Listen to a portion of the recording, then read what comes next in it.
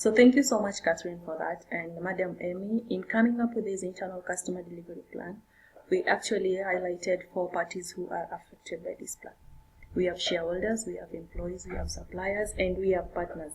So these 4 parties are actually affected by this internal customer delivery plan. In one way or the other, they can influence the centricity of Computech. So as we move along, we are going to explain to you possible ways on how you can ensure that the 4 parties actually promote centricity of Computech internally and externally as well. That will lead us to our first topic of discussion, that is employee engagement and the centricity of Computech. Do you actually have employees who work for you for the paycheck, or do you have employees who are passionate about what they are doing? They are loving every step they are taking at work.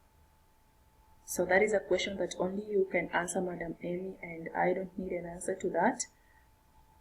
It's so bad actually when you have employees who work for you for the paycheck. What we as Almasi want Computech to have are employees who are passionate about what they're doing, employees who enjoy every bit of work they are undertaking at Computech. So how actually can you ensure that your employees are passionate, your employees are so happy, and your employees can willingly promote your product, can willingly buy your product, purchase your services, and so on and so forth? So first and foremost, Madam M, recognize your employees as your customers. They are your clients. They're the greatest asset that you have at Computech. So communicate with them frequently. Engage them in everything that you do. You know, the more engaged the employees, the more productive they become.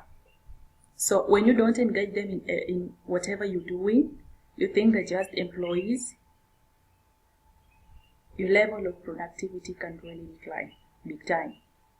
So these are also your clients. The very way you want to treat your external clients is the very way we as Almasi want you to treat your employees.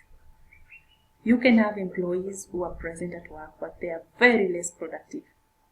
They are unproductive, completely inefficient. It's not that they cannot deliver, they can deliver, but then you don't engage them, you don't communicate with them. So how often do you actually reward your employees? Do you recognize the work they do? Do you appreciate their effort? At least twice a year, you're supposed to be appreciating your employees. Reward them. Not everybody actually needs money.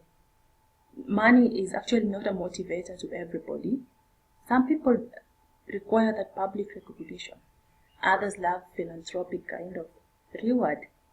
So understand your employees. They are your clients. Know what they need and meet their needs. Give them a conducive work environment. Train and develop them. Everybody wants to grow. Nobody wants to remain static at a point where he or she is. So give them that growing environment. Ensure that the work environment is conducive and everything else is working so well. If I am your employee and you were doing all this accordingly, why can't I purchase your product? Why can't I market that product outside there so perfectly? Why can't I ensure centricity that you have maintained with me outside? So there is a saying that says that charity only begins at home. You want centricity, it all begins from internal. Treat your employees well, they're your clients. They're the greatest asset that you have in your organization, Madam Amy. Respect them, communicate with them, engage them in everything that you do. Appreciate their effort and motivate them. In that way, the centricity of Computech can be maintained. So I'll welcome my colleague Catherine to take you through our next topic of discussion. So take it away, Catherine.